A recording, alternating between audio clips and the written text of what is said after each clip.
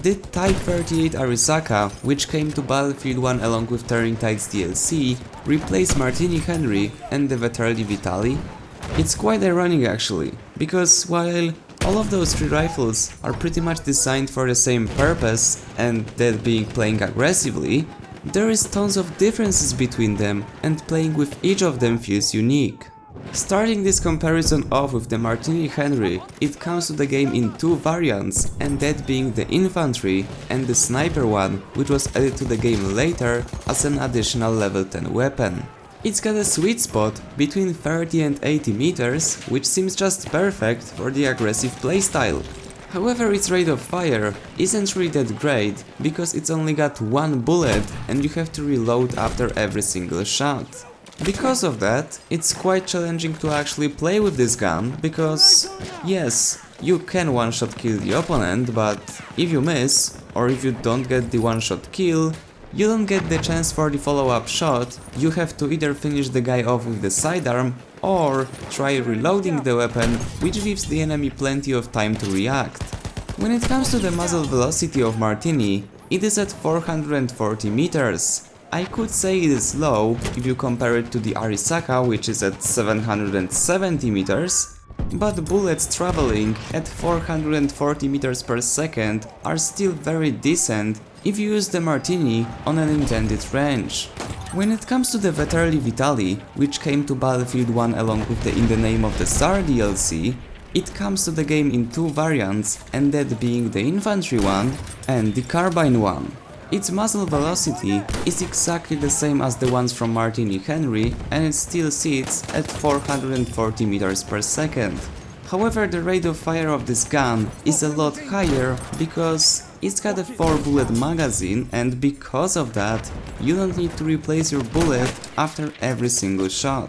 The difference is quite significant actually, because while the Martini Henry has only 25 rate of fire, the Vetterli Vitali destroys it with 46 rate of fire.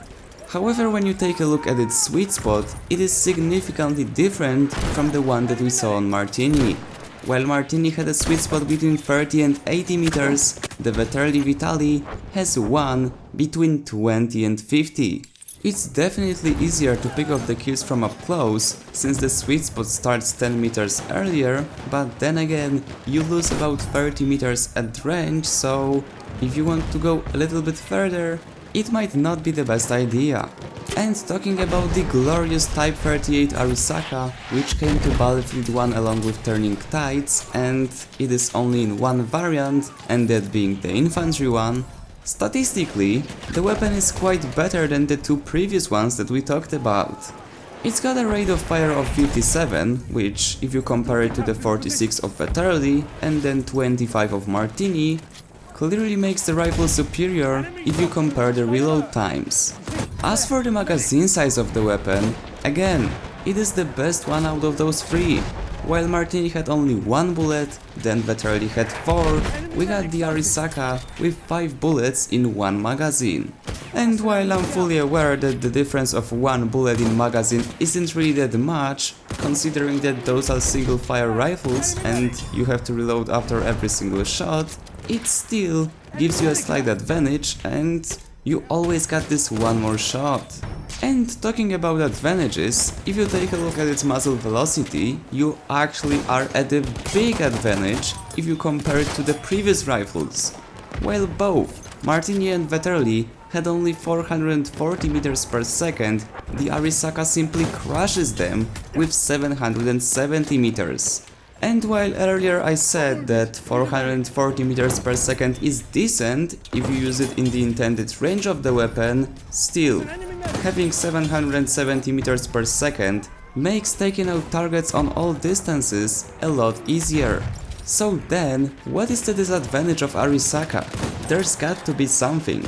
And there is, when you take a look at the sweet spot. The weapon has a sweet spot between 30 and 62 meters, which is a good value, but if you compare it to the Martini, which got its sweet spot between 30 and 80 meters, you can see that the ones from Martini is significantly longer.